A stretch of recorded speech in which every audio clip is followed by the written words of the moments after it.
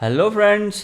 तो आज हम करने वाले हैं ट्रिगोनोमेट्री चैप्टर की एक्सरसाइज 6.2।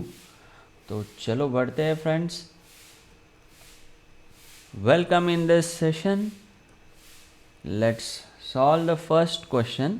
वीडियो को पॉज करके क्वेश्चन को रीड करके सॉल्व करिए और मेरे साथ अपना आंसर टैली करिए। तो फ्रेंड्स, ये जो क्वेश्चंस है ये एप्लीकेशन पार्ट्स वाले क्वेश्चंस है। इनमें एक्सक्यूज मी फ्रेंड्स,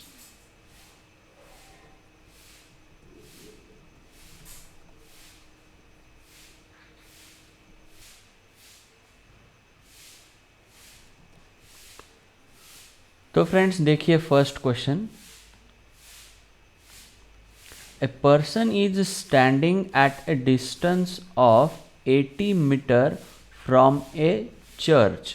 तो मान लो कि ये एक पर्सन है, इधर जो पॉइंट है, और यहाँ से वो इस चर्च को देख रहा है। मान लो कि ये आगे वाली हाइट जो है वो चर्च की है, और वो चर्च से कितने डिस्टेंस पे है फ्रेंड्स? 80 मीटर डिस्टेंस पे है।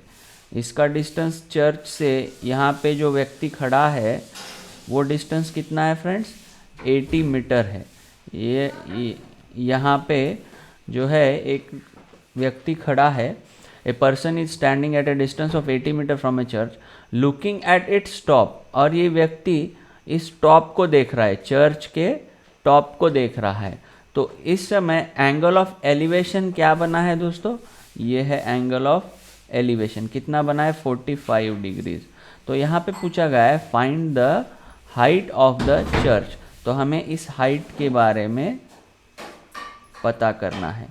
तो दोस्तों, ये जो एप्लीकेशन के क्वेश्चंस है इसमें in most of the cases हमें जो ट्रिग्नोमेट्रिक रेशियो यूज करना है वो है टैन वाला। जो भी एंगल दिया है उसका टैन अगर हम यूज करेंगे तो बहुत बार हमें आंसर मिल जाते हैं। हमें यहाँ पे क्या दिया गया है?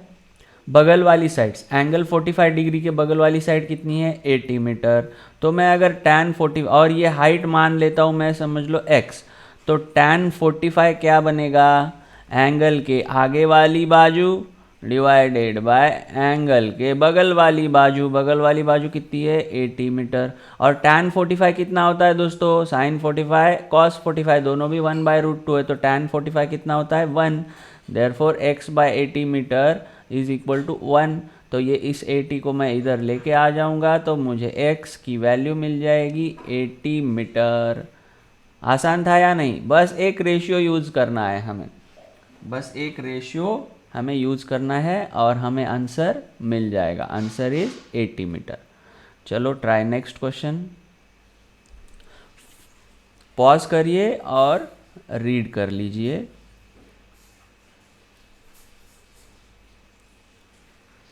तो चलो दोस्तों देखते हैं। From the top of a light house. Light house क्या होता है? समंदर में निगरानी करने के लिए एक पॉइंट होता है जहाँ से पूरे समंदर को देखा जा सकता है। इधर लाइट भी होती है और दूरबीन, टेलीस्कोप वगैरह रहते हैं। और from the top of a light house an observer looking at A ship makes angle of depression of 60 degree. Angle of depression क्या होता है दोस्तों? एंगल ऑफ एलिवेशन कब होता है? जब नीचे से हम ऊपर देखते हैं। जब मान लो ये इधर एक चिड़िया है और इस चिड़िया को जब हम नीचे से देखते हैं, तो जब इस तरह से हम देखते हैं चिड़िया को, तो ये जो नीचे हॉरिजॉन्टल लाइन से जो एंगल बनने वाला है ये होता है एंगल ऑफ एलिवेशन। और मान लो कि हम ऊपर से नीचे देख रहे, मान लो कि मैं इस टेरेस पे खड़ा हूँ और नीचे कोई जानवर खड़ा है, तो जब मैं ऊपर से नीचे देखता हूँ तो यहाँ पे जो एंगल बनता है, अभी देखो हम एलिवेशन के टाइम पे हॉरिजॉन्टल कहाँ बना रहे थे? ज़मीन की लेवल पे। और एंगल ऑफ डिप्रेशन की जिस समय हम ऊपर से देख रहे तो हॉरिजॉन्टल लाइन कहाँ? आसमान से बनाएंगे। तो यहाँ से ये जो एंगल बनता है ये एंगल होता है angle of depression, angle of depression. So from the top of a lighthouse, an observer looking at a ship makes an angle of depression 60 degree. If height of the lighthouse is 90 meter, then find how far ship is from the lighthouse. तो मान लो ये light house की light house है, इसकी height हमें दी गई है कितनी है 90 मीटर, और यहाँ पे एक शिप है, ये देखो ये शिप है, मान लो ये शिप है, इस शिप को ये लाइट हाउस से कोई देख रहा है ऑब्जर्वर, और जब ये देख रहा है तो इसका एंगल ऑफ डिप्रेशन कितना बना है 60 डिग्री। तो यहाँ पे जो एंगल बन रहा है ये एंगल कितना है दोस्तों, ये जो एंगल है ये 60 डिग्री एंगल बन रहा है। ये एंगल कितना बन रहा है दोस्तों 60 डिग्री। तो अगर ये वाला एंगल 60 है तो ये वर्टिकल के साथ यहाँ पे एंगल कितना बनेगा दोस्तों, क्योंकि ये दोनों एंगल की एडिशन 90 डिग्री होती है, तो ये एंगल कितना रहेगा 30 डिग्री रहेगा। और दोनों में का डिस्टेंस हमें दिया गया है, सॉरी डिस्टेंस ही निकालना है, हमें हाइट दी गई है। लाइट हाउस की हाइट कितनी है दोस्तों, लाइट हाउस की हाइट जो है वो 90 मीटर है। ये हाइट हमें दी गई है 90 metre. Okay, from the top of a lighthouse an observer looking at a ship makes an angle of depression of 30. If the height of the lighthouse is 90 meter, find how far ship is from the lighthouse. तो देखो दोस्तों, हमें ये वाला angle पता है और ये वाली साइड पता है, तो हमें आगे वाली साइड पता करना है। हमें बगल वाली साइड की लेंथ पता है, बगल वाली साइड 90 मीटर है, तो आगे वाली हमें पता करनी है। ये एंगल 30 है, तो tan 30 लेंगे हम लोग। मान लो डिस्टेंस उन दोनों में का कितना है x, ये डिस्टेंस मैं मान लेता हूँ x। तो tan 30 क्या होगा, आगे वाली बाजू डिवाइडेड बाय बगल वाली बाजू, और tan 30 कितना होता है दोस्तों 1/√3। sin 30 upon cos 30 tan 30, sin 30 कितना होता है 1/2, tan 30 कितना होता है √3/2, तो ये 2 कैंसिल हो जाएगा, तो tan 30 कितना बना 1/√3, that will be equal to x/90। तो x कितना आएगा 90 अपॉन √3। इसको हम अगर रैशनलाइज कर लेंगे, √3 से ऊपर नीचे मल्टीप्लाई कर लेंगे, तो हमें आ जाएगा 90 √3 अपॉन 3, तो ये 30 इंटू √3 बन जाएगा, that will be equal to 30 into √3, और √3 की वैल्यू हमें इधर दी गई है कितनी है 1.73, 30 इंटू 1.73, तो आंसर हमें मिल जाएगा 51.9। ओके, आंसर हमें कितना मिल जाएगा 51.9।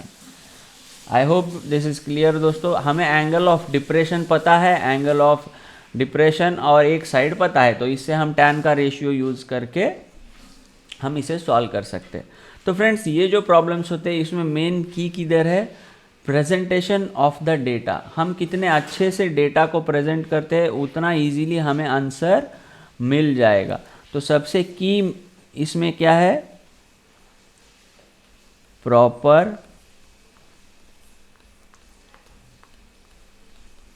Presentation of data. चलो आगे बढ़ते हैं थर्ड प्रॉब्लम की ओर। Two buildings are facing each other on a road of width 12 metre. दोनों बिल्डिंग में की विड्थ कितनी दी है दोस्तों 12 मीटर। मान लो ये जो दो वर्टिकल लाइंस है ये दो बिल्डिंग्स है, उन दोनों में की विड्थ यानी डिस्टेंस 12 मीटर है। From the top of the first building which is 10 metre high. ये पहली वाली बिल्डिंग कितनी है 10 मीटर हाई है, और दूसरी वाली बिल्डिंग को ये देख रहा है उसके टॉप को, तो जब ये देख रहा है तो इसका एंगल कितना बना है दोस्तों? The angle of elevation of the top of the second is found to be 60 degree. What is the height of the second building? तो ये वाली बिल्डिंग की हाइट 10 मीटर है, ये डिस्टेंस 12 मीटर है। तो इसमें हमें और पता चलेगा कि ये वाली जो लेंथ होगी, यहाँ पे जो हॉरिजॉन्टल बनेगा, इनके टॉप अगर बॉटम में अगर डिस्टेंस 12 मीटर का है तो टॉप में इस पोजीशन का भी डिस्टेंस कितना रहेगा? 12 मीटर ही रहेगा। और आगे ये देखो, ये 60 डिग्री का एंगल बना। सॉरी फ्रेंड्स, ये अगला क्वेश्चन आ गया।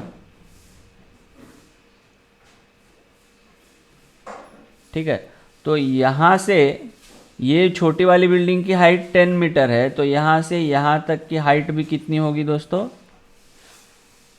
10 मीटर होगी। अगर हम यहाँ से यहाँ तक का डिस्टेंस पता कर लेंगे तो हमें जवाब मिल जाएगा। तो इसमें भी देखो, हमें ये वाली बाजू पता है 12 मीटर है, तो हम अगर tan का रेशियो यूज करेंगे, tan 60 इज इक्वल टू कितना होता है? √3 होता है। tan 60 कितना होता है? √3। और tan 60 इज इक्वल टू क्या होता है? आगे वाली बाजू ये मान लो x है, डिवाइडेड बाय आजू वाली बाजू 12 मीटर। तो x कितना आएगा? 12 √3। और ये टोटल हाइट, ये टोटल बिल्डिंग की हाइट कितनी होगी? x plus 10 metre. और x कितना है? 12 √3 प्लस 10। तो हाइट ऑफ द बिल्डिंग कितनी होगी? 10 plus 12 √3। Okay friends, I hope this is clear. चलो आगे बढ़ते हैं। 2 poles of heights 18 metre and 7 metre. एक पोल की हाइट है 18 मीटर, एक पोल की हाइट है 7 metre, are erected on a ground. The length of the wire fasten at their tops. ये जो टॉप्स है, इन टॉप्स को एक वायर से टाई किया है, वायर वहाँ से यहाँ तक एक टाई की है, तो उसकी लेंथ कितनी बनी है? 22 मीटर। तो हमें पता करना है find the angle made by the wire with the horizontal. तो दोस्तों ये वाले पोल की हाइट, टोटल हाइट कितनी है? 18 मीटर। और उसके पैरेलल में जो दूसरा पोल है उसकी हाइट कितनी है? 7 मीटर। तो यहाँ से यहाँ तक की हाइट कितनी हो जाएगी? 18 माइनस 7, तो ये बन जाएगी 11। तो हमें पता क्या करना है? ये वाला एंगल मान लो थीटा है, तो अगर मैं साइन थीटा का रेशियो लूँगा तो मुझे क्या करना है? कोणा समोरची बाजू भागिले कर्ण। The side which is present in front of the angle and hypotenuse. Hypotenuse ही है ना ये, यहाँ पे एंगल कितना बनता है? 90 डिग्री। तो ये रेशियो कितना आ रहा है? 1/2। और हमें पता है साइन 30 कितना होता है? 1/2। तो थीटा कितना बनने वाला है? 30 degree. Was it difficult? No, just हमें डेटा को प्रेजेंट करना आना चाहिए, आंसर मिल जाएगा। चलो आगे बढ़ते हैं दोस्तों 5th क्वेश्चन की ओर। A storm broke a tree and tree top rested 20 meter from the base of the tree, making an angle of 60 degree with the horizontal। तो दोस्तों एक पेड़ है, वो पेड़ गिर गया है। गिरने के बाद इस तरह से गिरा है कि वो पूरा टूट के बाजू में नहीं हुआ है। ऊपर का पार्ट जो है वो ज़मीन को आके कुछ इस तरह से, मान लो ये पेड़ है, ये शुरू में ऐसा पेड़ है और गिरने के बाद ये ऐसा है कि ये पोर्शन सीधा ज़मीन से आके चिटक गया है। कुछ इस तरह से इसका डायग्राम अभी दिखने वाला है हमको। तो जब ये ज़मीन से चिटक गया है, ज़मीन के ऊपर आके चिपक गया है, तो यहाँ से यहाँ तक का डिस्टेंस कितना दिया है दोस्तों? 20 मीटर। और इसने हॉरिजॉन्टल के साथ एंगल कितना बनाया है दोस्तों? 60 डिग्री। यहाँ पे एंगल कितना बना है? 60 डिग्री का। तो हमें क्या पूछाएगा? Find the height of the tree. तो ये डिस्टेंस प्लस ये डिस्टेंस दोनों मिला के जो मिलने वाला है, मुझे क्या है? उसकी ट्री की हाइट है। x plus y will be the height of tree. तो हमें यहाँ पे ये वाला डिस्टेंस पता है, तो इजीली मैं हाइपोटेनियस पता कर पाऊंगा। साइन 60 क्या होता है? साइन 60 इज इक्वल टू, नहीं, साइन रेशियो से हमें आंसर नहीं मिलेगा, हमें मिलेगा cos 60 से। cos 60 क्या होता है? कोना लगतची बाजू डिवाइडेड बाय हाइपोटीनियस 20 अपॉन वाई। तो कॉस 60 कितना होता है दोस्तों 1/2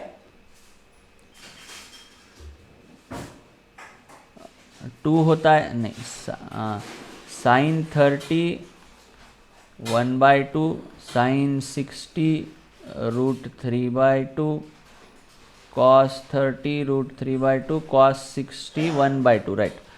ये 1/2 होता है तो y कितना आएगा दोस्तों 40। ये y को मैं इधर लेके गया, ये 2 को इधर लेके आया, तो y की वैल्यू कितनी बन जाएगी 40।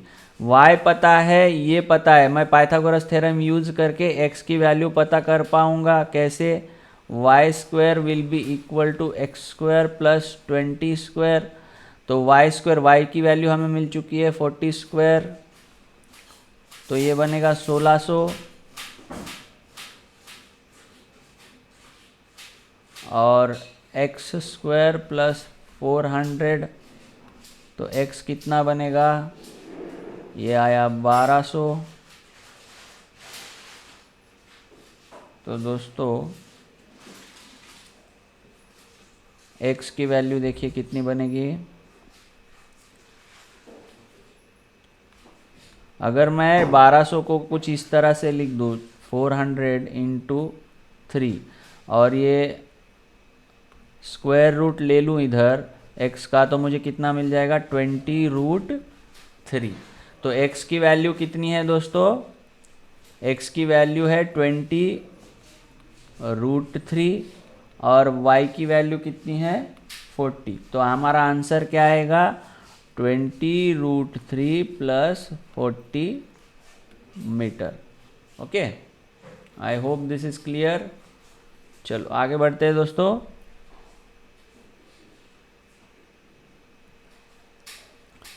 ए kite is flying at a height of 60 metre above the ground. एक पतंग है, ग्राउंड से वो कितने डिस्टेंस पे फ्लाई कर रही है 60 मीटर पे। मान लो ये काइट है तो इसका ज़मीन से का अंतर कितना है 60 मीटर है। It makes an angle of 60 degree with the, और क्या किया है, the string attached to the kite is tied to the ground. एक स्ट्रिंग है जो काइट से अटैच किया है वो ज़मीन पे टाई कर दिया है। टाई करने के बाद इसका एंगल जो ज़मीन से बन रहा है वो कितना है दोस्तों, it makes an angle of 60 degree with the ground. तो यहाँ पे ग्राउंड के साथ इसका एंगल कितना बन रहा है 60 डिग्री। ओके, तो आगे assuming that the string is straight find the length of the string. तो हमें ये लेंथ ऑफ द स्ट्रिंग पता करनी है। मान लो ये वाली जो है ये इसकी लेंथ है और हमें हाइट पता है। तो अगर मैं यहाँ पे साइन रेशियो ले लेता हूँ साइन 60, तो क्या होगा साइन 60 कोणासमोरची बाजू 60 मीटर डिवाइडेड बाय हाइपोटीनियस, और हाइपोटीनियस ही हमारा क्या है लेंथ ऑफ स्ट्रिंग है। साइन 60 कितना होता है √3/2 that is equal to 60 upon x। तो x कितना बनेगा दोस्तों 120। ये 2 को इधर ले लो, √3 को नीचे ले लो, तो रैशनलाइज कर लीजिए। ऊपर और नीचे दोनों तरफ अगर मैं √3 से मल्टीप्लाई कर देता हूँ तो मुझे क्या मिलेगा 120√3, और नीचे √3 × √3 क्या हो जाएगा 3। तो ये आंसर आ जाएगा मुझे 40√3। √3 की वैल्यू कितनी है 1.73। तो इसको अगर मैं मल्टीप्लाई कर दूँ तो मुझे मिल जाएगा 69.2 मीटर्स। ओके दोस्तों, मल्टीप्लाई करके देख सकते हो आप। 1.73 × 4 40 है, मैं 4 से ही मल्टीप्लाई करके 0 लगा दूंगा। 4 त्रिकम 12 ला 2 हाथ चाल 1 7 चौक 28 1 29 ला 9 हाथ चाल 2 4 1 4 2 6, ये 0 को लगा दो। 2 नंबर छोड़ के पॉइंट है तो इधर पॉइंट दे दो। तो आंसर मुझे क्या मिल गया दोस्तों 69.2। आई होप दोस्तों ये सारे प्रॉब्लम्स क्लियरली अंडरस्टैंड हुए होंगे। अगर किसी प्रॉब्लम में डाउट है तो आप मुझे पूछ सकते हो, और किसी क्वेश्चन में डाउट है तो फिर से एक बार इन 6 क्वेश्चन को फिर से एक बार देख लीजिए। और इसमें मेन की थिंग क्या है, एंगल ऑफ एलिवेशन क्या है समझना चाहिए, एंगल ऑफ डिप्रेशन क्या है समझना चाहिए, और इसी के साथ साथ जो भी डेटा दिया गया है प्रॉब्लम में उसे प्रॉपर वे में प्रेजेंट करना हमें आना चाहिए, तो हमें उसका आंसर ईजी वे में मिल जाएगा। बेहद ही आसान सवाल होते हैं। इसमें sine cos tan, main most of the times हमें टैन वाला रेशियो यूज़ करना होता है। अगल वाली या बगल वाली कोई तो बाजू दी हुई रहती है, एंगल दिया हुआ रहता है बस। Okay friends, thank you, thanks a lot.